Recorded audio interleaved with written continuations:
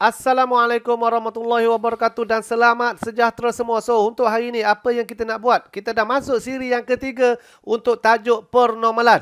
So, untuk hari ini kita nak fokuskan macam mana nak tukarkan 1NF kepada 2NF. So, sebelum pada tu, kepada sesiapa yang masih belum mendapatkan soalan-soalan tutorial, boleh korang download dekat description. Okay, link dia ada pada description. Okay, korang boleh download dekat situ. Okay, boleh cuba jawab dulu, then baru sambung tengok tutorial saya ni. Okay, so jawab dulu baru sambung. Okay, so kalau yang belum dapatkan lagi, boleh download dekat situ. Okay, baik, kita nak tengok apa yang kita nak belajar hari ni. Kita nak tukarkan 1NF kepada 2NF. Okay, baik.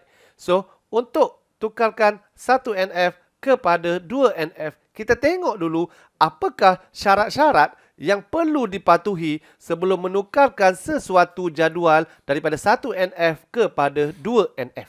Kita dah tengok dalam video siri yang kedua, kita dah tukar 0 kepada 1. Sekarang ini, daripada 1 nak tukar kepada 2. So, syarat penukaran 1NF kepada 2NF adalah jadual telah berada pada 1NF. Itu syarat dia. Apa maksud dia? Maksud yang mudah kita faham adalah kita kena tukar dulu 0 kepada 1. Okey, barulah kita boleh tukarkan kepada 2NF. 0 mesti tukarkan kepada 1NF dulu. Baru kita boleh tukar kepada 2. Kita tak boleh terus lompat daripada 0 terus pergi kepada 2. So, itu tak boleh. Ingat, penormalan mesti ikut step by step. Okey, objektif kita nak pergi dekat 3NF. Bentuk paling normal. Kita nak pergi kepada 3NF. Tapi mestilah melalui step by step. Okey, daripada 0 mesti jadi 1, daripada 1 jadi 2, 2 baru jadi 3. Okey, so syarat penukaran 1NF kepada 2NF adalah jadual telah berada pada 1NF. Apa maksud dia? Maksud mudah fahamnya, jadual telah kita tandakan dengan kunci dan jadual kita telah atomik. Tengok kepada jadual kita, dah ada tanda kunci, kemudian jadual kita sudah atomik dekat sini. Maka ianya layak, jadual kita ni layak untuk tukarkan kepada 2NF. Okey, baik. Syarat dah dipenuhi. Maka apa pula objektif penukaran? Daripada 1 nak tukar kepada 2. Apa yang kita nak buat untuk tukarkan 1 kepada 2? Okey, untuk tukarkan 1 kepada 2, kita hendaklah menghapuskan kebergantungan fungsi separa. Astaghfirullahalazim. Apa maksud dia ni?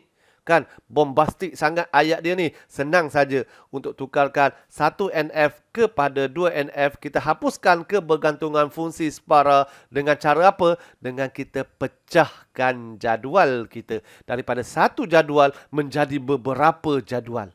Ingat kita nak pecahkan daripada 1 menjadi beberapa jadual. So, kenapa kita nak kena tukar kepada 2NF? Ingat, 1NF masih ada anomali. Masih ada lagi kelewahan data. Nampak? Ada kelewahan data dekat sini. Ada kelewahan data dekat sini.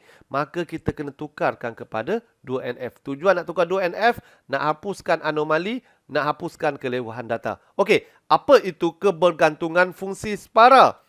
Kebergantungan fungsi separa berlaku apabila atribut bukan kunci bergantung kepada salah satu kunci. Apa benda lah pula ni? Okey, tengok yang manakah kunci dekat sini. Nampak? Ini kunci. K, kunci. Ini pun kunci. Macam mana nak tahu kunci? Kita dah tanda pada 1NF. Bermaksud jika 2 ini kunci, yang lain-lain ni adalah bukan kunci. Ini bukan kunci. Ini pun bukan kunci. Ini bukan kunci. Okey, bukan kunci. Bukan kunci. Tulisan makin buruk ni. Bukan kunci. So, yang lain-lain tu semuanya bukan kunci. Okey, pendekkan cerita, ringkaskan cerita, maka kita akan dapat ini kunci-kunci. Ini bukan kunci, bukan kunci, bukan kunci. Semua yang lain-lain tu bukan kunci. Ingat, untuk tukarkan kepada 2NF, kita kena hapuskan kebergantungan fungsi separa. Macam mana kita nak detect kat mana separa yang berlaku? Okey, ingat, kebergantungan fungsi separa maksudnya bukan kunci bergantung kepada salah satu kunci. Bukan kunci bergantung kepada salah satu kunci. Okey, so kita tengok satu demi satu. Tengok bukan kunci, bandingkan dengan kunci. Okey, bukan kunci yang pertama. Nama aktiviti bergantung kepada ID aktiviti ataupun nombor kad pengenalan. Okey, ingat banding di antara bukan kunci dengan kunci. Kenapa? Sebab kita nak hapus kebergantungan fungsi. Okey, kita nak hapuskan kebergantungan fungsi separa. Maka kita tengok nama aktiviti ni bergantung kepada kunci yang mana. Sebab apa? Sebab bukan kunci bergantung dengan salah satu kunci.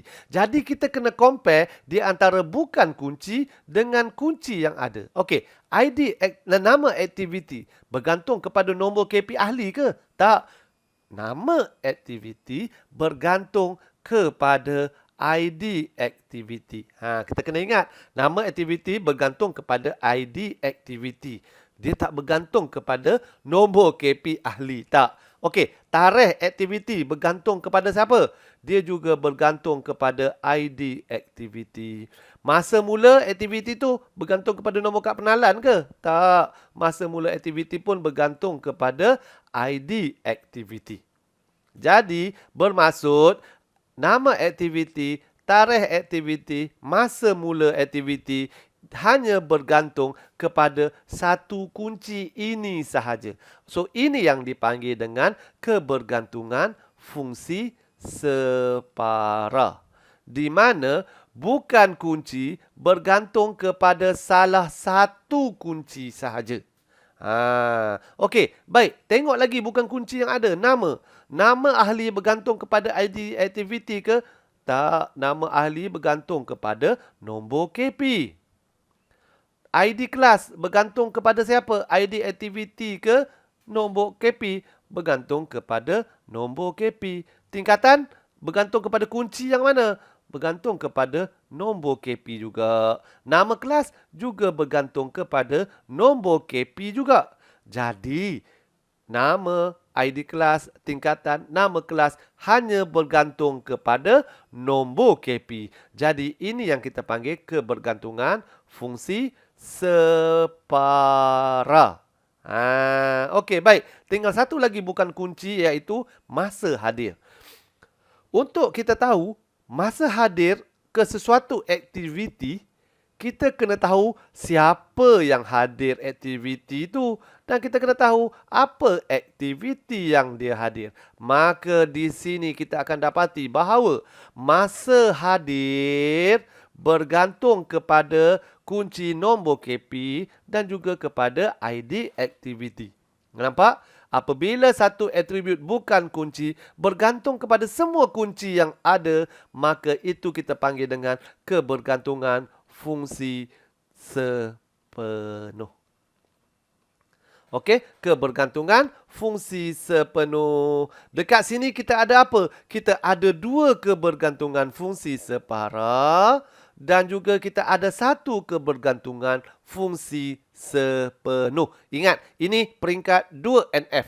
Tidak ada kena-mengena dengan transitif. Kalau kita perasan, kenapa kita kata tingkatan bergantung kepada nombor KP? Sedangkan tingkatan bergantung kepada ID kelas. Nama kelas pun bergantung kepada ID kelas. Kenapa bergantung kepada nombor KP?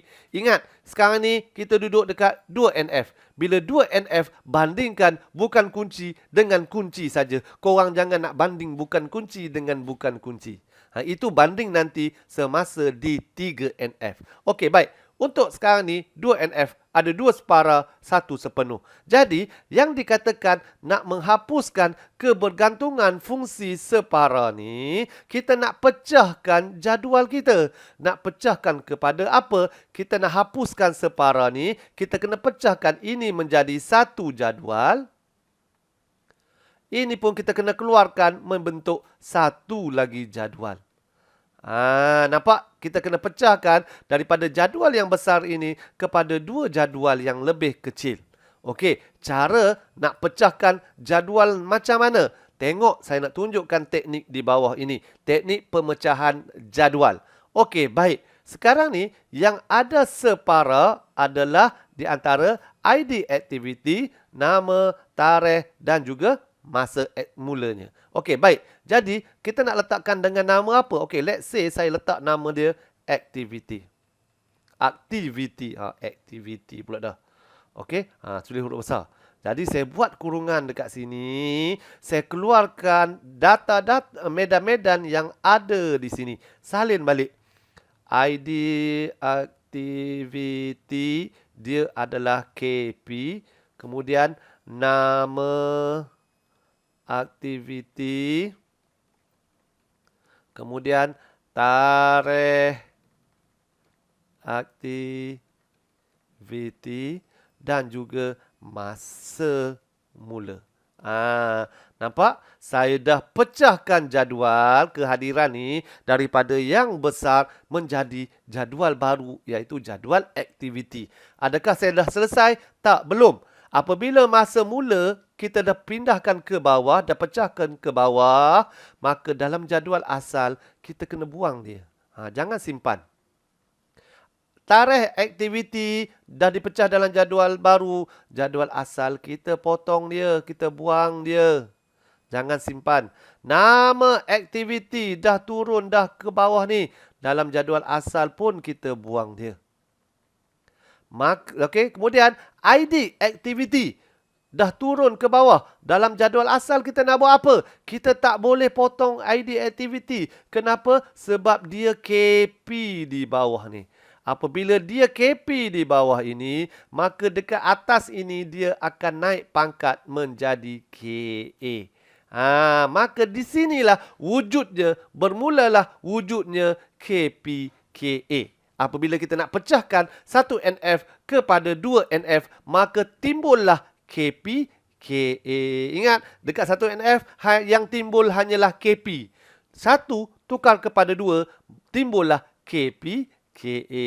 Okey, selesai dah. Yang ini kita dah selesai. Kita hapuskan pula yang kedua ni. Okey, nama ID kelas, tingkatan, nama kelas. So, saya nak pecahkan. Saya nak letak nama ahli. Contohnya kan, saya letak kat sini ahli. Okey, saya tu keluarkan balik nombor KP. Nombor KP dalam jadual asal dia adalah kunci primer. Okey, kemudian saya keluarkan nama ID kelas. Kemudian tingkatan, nama kelas. Okey, saya keluarkan daripada jadual asal. Dah turun ke bawah yang jadual asal kita nak buat apa? Kita pun padamlah nama kelas dah turun ke bawah. Tingkatan dah turun ke bawah, kita padam. ID kelas dah turun ke bawah, kita padam. Nama dah turun ke bawah, kita pun padam. Nombor KP boleh padam tak? Tak boleh padam. Sebab apa? Sebab dia adalah kunci primer. Bila dia kunci primer, dalam jadual asal, kita tak boleh padam dia. Kita nak buat apa? Kita naikkan pangkat dia menjadi KA. Jadi, akan wujudlah KPKA yang kedua. Okey, maka kita ada KPKA yang kedua. So, bila kita tulis dalam bentuk yang cantik sikit, okey, dia akan dapat macam inilah. Okey, kita akan dapat bentuk yang macam ini. Dan jadual kita pun akan dah kita boleh pecahkan. Okey, baik. Kita tengok. Sekarang ini, jadual kita telah berada pada bentuk pernomalan 2NF. Okey, dah selesai dah. Kita dah berjaya memecahkan jadual berdasarkan atribut bukan kunci yang bergantung kepada salah satu atribut kunci. Okey, tengok 2NF adakah bentuk yang paling ternormal? tengok kepada data. Kita tak boleh cakap, kita kena tengok data. Okey, pada data kita, kita tengok ada tak lagi masalah kelewahan data dan juga anomali.